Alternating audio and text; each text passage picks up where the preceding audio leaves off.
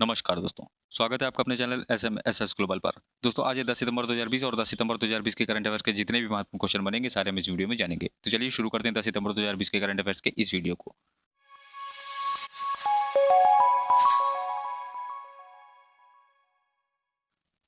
पहला क्वेश्चन है, हाल ही में अमेरिका की एयरोस्पेस कंपनी ने किस अंतरिक्ष यात्री के नाम पर सिग्नस स्पेसक्राफ्ट का नाम रखा है? तो भी भारतीय महिला जो है अंतरिक्ष यात्री थी कल्पना चावला, उनके नाम पे रखा है। तो इस क्वेश्चन का सी ऑप्शन सही है। आइए जानते हैं इसके बारे में। तो अमेरिका की एयरोस्पेस कंपनी नॉर्थरोप ग्रुपमैन ने सिग्नस स्पेसक्राफ्ट का नाम कल्पना चावला के नाम पर रखा है। नाम क्या है इसका? NG-14 सिग्नस यान SS कल्पना चावला। और ये छोड़ा कब जाएगा?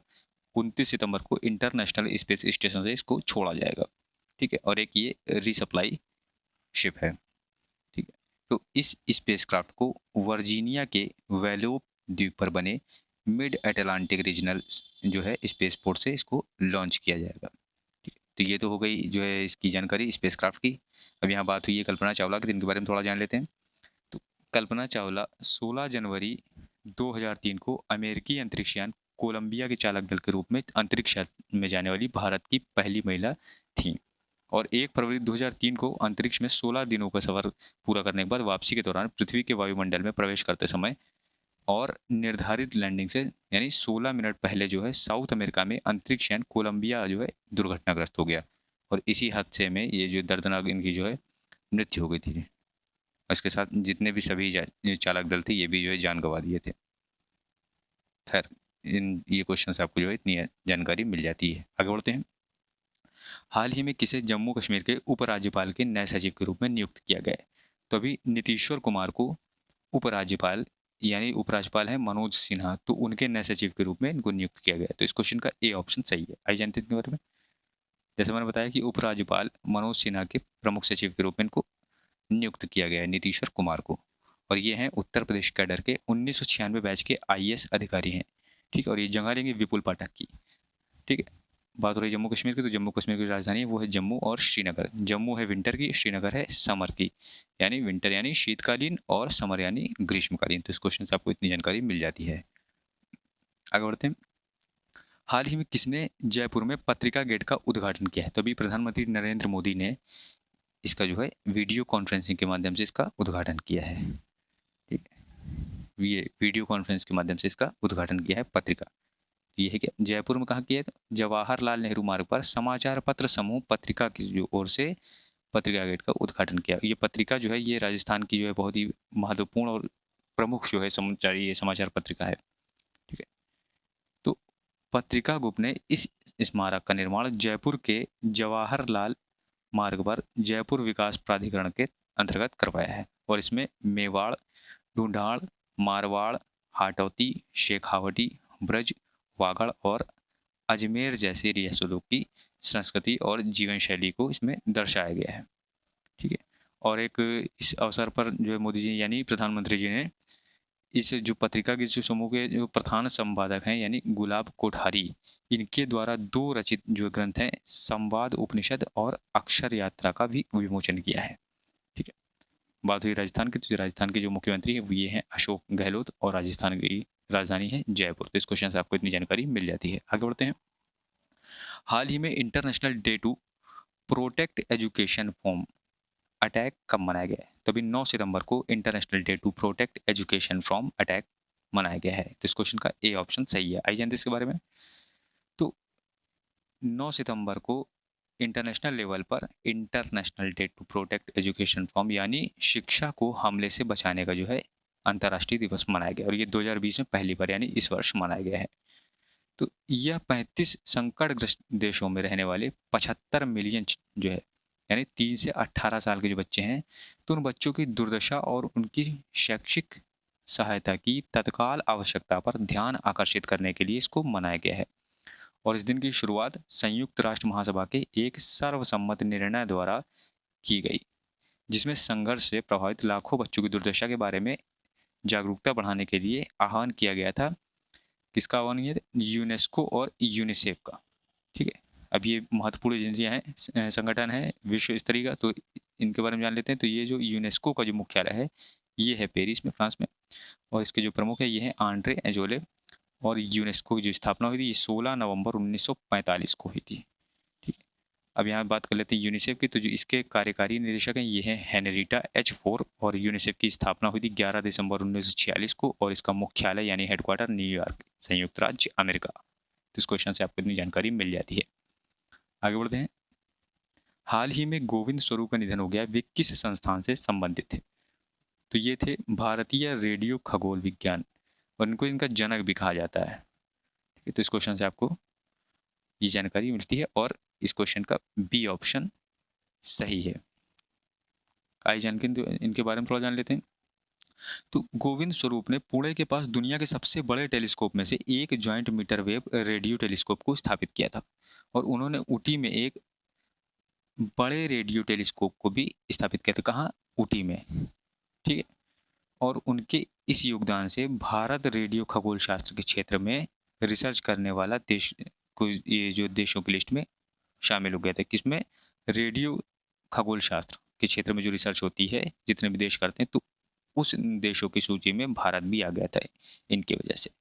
ठीक है, और रेडियो एस्ट्रोनॉमी को लाने वाले प्रोफेसर गोविंद स्वरूप थे भारत में, और इन्होंने national centre for radio astrophysics की स्थापना भी जो है इनके द्वारा एक अहम योगदान है। ठीक है, और इनको एक कई इंटरनेशनल जो है अंतर्राष्ट्रीय पुरस्कारों से भी जिनको नवाजा जा चुका है, तो जिसमें है पद्मश्री, डॉक्टर शांति स्वरूप भटनागर पुरस्कार, HK फिरोडिया सहित कई अंतर्राष्ट्रीय पुरस्कारों से इनको जो है सम्मानित किया गया था। ठीक है, तो ये डॉक्टर शांति स्वरूप भटनागर पुरस्कार, HK फिरोडिया, ये सब जो है अंतर्राष्ट्रीय पुरस्कार है, और पद्मश्री भारत में दिया जाता है। तो इस क्वेश्चन से आपको इतनी जानकारी मिल जाती है। आगे बढ़ते हैं। हाल ही में इंदिरा गांधी शांति पुरस्कार किसे मिला है? तो भी डेविड एटनबरो को मिला है। तो इस क्वेश्चन का ए ऑप्शन सही है। आइए जानते हैं इसके बारे में। एटनबरो ने अपनी फिल्मों और किताबों के माध्यम से प्राकृतिक दुनिया के अजूबों को सामने लाने की कोशिश की है। उन्होंने कई पीढ़ियों को शिक्षित करने और पृथ्वी पर जैव विविधता को संरक्षित करने के लिए अथक प्रयास किया है, और इसी कारण को जो है इस पुरस्कार से नवाजा गया है। तो ये पुरस्कार क्यों दिया जाता है? तो पूर्व प्रधानमंत्री इंदिरा गांधी की स्मृति में शांति, समाज सेवा, निरस्त्रीकरण और विकास के क्षेत्र में काम करने के लिए ये पुरस्कार दिया जाता है, और इसकी स्थापना हुई थी 1986 में हुई थी, और इसके अंतर्गत 25 लाख रुपए नगद और एक प्रशस्ति पत्र प्रदान किया जाता है। तो इस क्वेश्चन से आपको इतनी जानकारी मिल जाती है। आगे बढ़ते हैं। हाल ही में किसे अखिल भारतीय टेनिस संघ का नया अध्यक्ष चुना गया है? तो अभी अनिल जैन को संघ का नया अध्यक्ष चुना गया। तो इस क्वेश्चन का बी ऑप्शन सही है। जानते हैं इनके बारे में। भारतीय जनता पार्टी के राज्यसभा सदस्य अनिल जैन को नया अध्यक्ष, अनिल थूपर को महासचिव, और भारत के डेविस कप कप्तान रोहित राजपाल को 2024 तक 4 साल के लिए कार्यकाल के लिए इनको कोषाध्यक्ष बनाया गया। यानी कोषाध्यक्ष रोहित राजपाल, अनिल थूपर जो है महासचिव, और अनिल जैन नए अध्यक्ष। ठीक, और ये अध्यक्ष चुने जाने के बाद जैन ने दिल्ली लॉन टेनिस पर सेंटर ऑफ एक्सीलेंस बनाने का जो है इन्होंने घोषणा की। ठीक, और ये जो संघ है, तो ये संबद्ध है, ये अंतर्राष्ट्रीय टेनिस महासंघ से ये संबद्ध है। ठीक है, और ये India Davis cup, India Fed Cup आदि का संचालन भी करता है। ठीक, ये अब बात हुई यहाँ अखिल भारतीय टेनिस संघ की। तो इसकी स्थापना हुई थी 1920 में, और इसका जो मुख्यालय यानी हेडक्वार्टर ये नई दिल्ली में है। तो इस क्वेश्चन से आपको इतनी जानकारी मिलती है। आगे बढ़ते हैं। हाल ही में किस बैंक ने signature visa debit card launch किया है? तो BOI यानी बैंक ऑफ इंडिया ने भी इसे लॉन्च किया है। तो इस क्वेश्चन का सी ऑप्शन सही है। आइए जानते हैं इसके बारे में क्या है। तो BOI ने अपने 115वें जो स्थापना दिवस है, इसके अवसर पर BOI के ज़्यादा आय वाले अथवा औसतन 10 लाख रुपए और इससे अधिक का तिमाही औसत बैलेंस बनाए रखने वाले व्यक्तियों के लिए एक अंतर्राष्ट्रीय संपर्क रहित debit card, signature visa debit launch card जो है लॉन्च किया है। और इसकी विशेषताएं क्या हैं? तो इस कार्ड में POS और ई-कॉमर्स पर 5 लाख और ATM पर 1 लाख तक की खर्च सीमा होगी। और जो इसकी अन्य सुविधाएं में लाउंज एक्सेस और यात्रा, रिटेल, भोजन, जीवन शैली, मनोरंजन, लग्जरी होटल, ऑनलाइन शॉपिंग पर रिवॉर्ड पॉइंट होते हैं, वो आदि इसमें जो है सम्मिलित या शामिल है। ठीक, और साथ ही धोखाधड़ी वाला जो लेन देन होता है उसके लिए भी बीमा जो है प्रदान करता है। बात हो रही है यहाँ पे BOI की, तो जो बैंक ऑफ इंडिया यानी BOI इसका मुख्यालय है मुंबई महाराष्ट्र में और इसके एमडी और सीईओ हैं अतनु कुमार दास और इसकी टैगलाइन है रिलेशनशिप बियॉन्ड बैंकिंग। ठीक, और बीओआई की स्थापना हुई थी 7 सितंबर 1906 को। तो इस क्वेश्चन से आपको इतनी जानकारी मिलती है। आगे बढ़ते हैं। हाल ही में एटीएम कार्डलेस कैश निकासी प्रणाली किस बैंक ने शुरू की? तो भी आरबीएल बैंक ने इसको शुरू किया है। वैसे तो बहुत सारे बैंकों में ये जो है अभी भी चालू है, पर अभी आरबीएल बैंक ने इसको जो है शुरू किया है। तो इस क्वेश्चन का ए ऑप्शन सही है। तो इस सुविधा के लिए बैंक ने global finance technology provider company M page payment system के साथ जो है करार किया है। और अगर ये सुविधा उठानी है तो ग्राहक को आरबीएल बैंक के मो बैंक ऐप में लॉगिन कर ऐसे एटीएम का स्थान खोजना होगा जो आईएमटी यानी इंस्टेंट मनी ट्रांसफ़र से लैस हो। ठीक, यानी वो ये सब जो है सुविधा प्रदान करता हो एटीएम। फिर एटीएम से जो मोबाइल नंबर होगा उसका ओटीपी वगैरह इस्तेमाल करके और कुछ ऑप्शन का जो यूज़ करके वो जो है कार्डलेस निकासी कर सकेंगे। यहाँ आरबीएल की बात हो रही तो आरबीएल जो बैंक की स्थापना है ये 1943 में हुई थी और सीईओ एमडी हैं विश्ववीर आहूजा और मुख्यालय है मुंबई महाराष्ट्र। तो इस क्वेश्चन से आपको इतनी जानकारी मिल जाती है। आगे बढ़ते हैं। हाल ही में किस राज्य ने विद्या कानुका योजना की शुरुआत की? तभी आंध्र प्रदेश ने इस योजना की शुरुआत की। तो इस क्वेश्चन का बी ऑप्शन सही है। आइए जानते हैं इसके बारे में। तो इसके अंतर्गत राज्य के सभी सरकारी विद्यालयों के छात्रों को शिक्षा किट दी जाएगी और इस सरकारी योजना को शुरू करने का मुख्य उद्देश्य है आंध्र प्रदेश के सभी सरकारी विद्यालयों के छात्रों का ध्यान शिक्षा की ओर अधिक से अधिक केंद्रित करना।